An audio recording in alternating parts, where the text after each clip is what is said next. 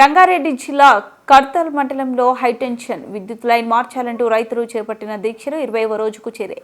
రైతులు మాట్లాడుతూ ప్రభుత్వం వెంటనే స్పందించి మాకు న్యాయం చేయాలని కోరుతున్నారు. కార్యక్రమంలో పెంటారెడ్డి రామకృష్ణ రైతులు పాల్గొన్నారు.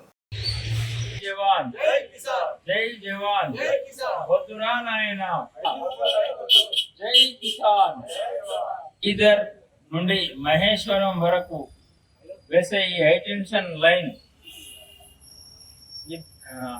విరుద్ధంగా మరియు కర్తాల్ గ్రామానికి శాపంగా గురి వేస్తున్నటువంటి ఈ లైను మేము వద్దు అని అంటున్నాం, కానీ దాని వెనుక ఉన్న వద్దు ఎందుకు అంటున్నాను అనేది ఏ అధికారి కానీ ఏ ప్రభుత్వ నేత కానీ ఎవరు తెలుసుకోవడం లేదు.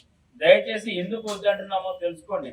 తెలుసుకున్న తర్వాత మీరు ఈ యొక్క లైన్ గురించి పూర్తి విశ్లేషణ చేసిన తర్వాత ఈ లైన్ వేసుకోవాలని మేము కోరుకుంటున్నాం.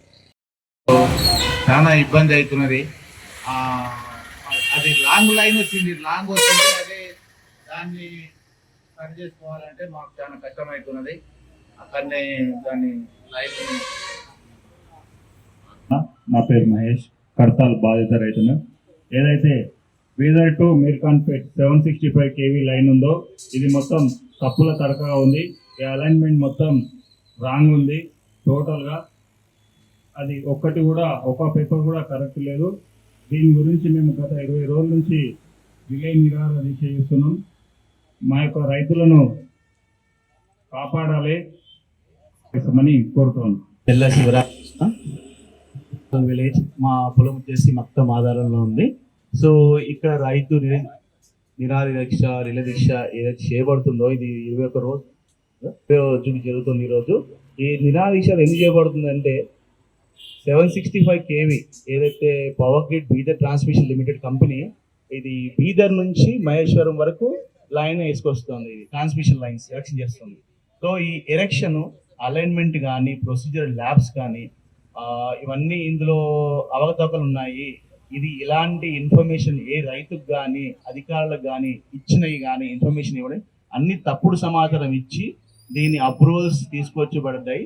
సో ఆ అప్రూవల్స్ ఏదంటే అందరికీ చెప్పే ఒకే మాట, power grid Bidar transmission limited ఏమంటారంటే 68 అప్రూవల్ మాకు ఉంది. ఇది సెంట్రల్ గవర్నమెంట్ ఎప్పుడో అప్రూవల్ చేసింది 2023లో 2022లో.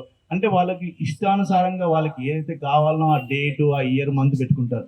కానీ ఒక సెంట్రల్ గవర్నమెంట్ ఒక ట్రాన్స్మిషన్ స్కీమ్ అనౌన్స్ చేసినప్పుడు ఏమంటుందంటే బీదర్ టు మహేశ్వరం లైన్ వేయాలి, దీని రిక్వైర్మెంట్ ఉంది, ఇది ప్రజా అవసరాలు ఏమీ లేవు. ఏ అధికారికి కానీ ఎంఆర్ఓ ఆర్డీఓకి కలెక్టర్ గారికి కానీ వాళ్ళు ఇచ్చిన సమాచారం తప్పండి. ఇది జరిగింది. తర్వాత November 15 వరకు కూడా 178 తీసుకొచ్చారు. ఏం లాభము? వీళ్ళు అక్కడ ఏం చేస్తున్నట్టు సిస్టంలో ఏం చేస్తున్నారు?